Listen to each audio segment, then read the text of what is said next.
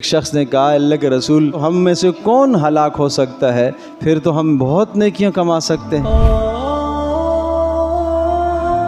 ایک شخص رسول اکرم صلی اللہ علیہ وسلم کی خدمت میں حاضر ہوئے، رنگ کے کالے تھے، حبشی تھے، اور آ کے کہا اللہ کے رسول جو دین آپ لے کر آئے ہیں اگر میں اس دین کو قبول کروں، نسب میں آپ کے برابر نہیں ہوں، خوبصورتی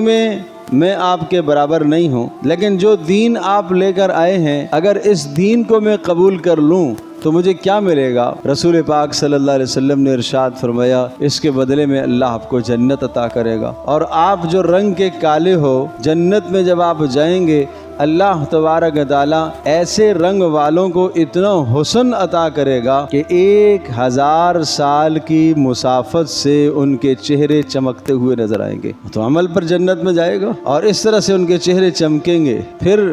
رسول پاک صلی اللہ علیہ وسلم نے ارشاد فرمایا کہ جس نے اخلاص کے ساتھ لا الہ الا اللہ محمد رسول اللہ کا اقرار کیا اللہ تبارک تعالیٰ اسے جنت میں داخل کرے گا۔ اور پھر آپ نے ارشاد فرمایا جو آدمی سبحان اللہ و بحمدہ پڑھ لیتا ہے، فرمایا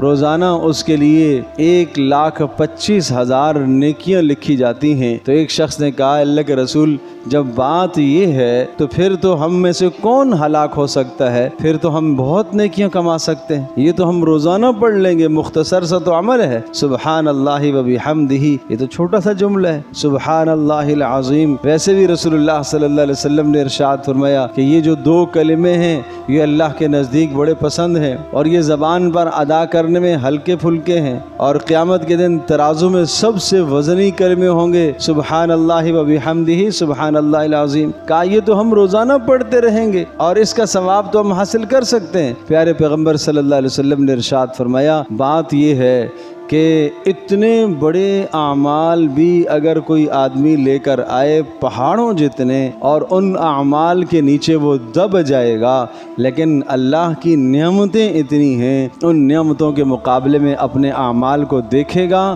تو وہ اپنے اعمال اس کو بہت کم لگیں گے۔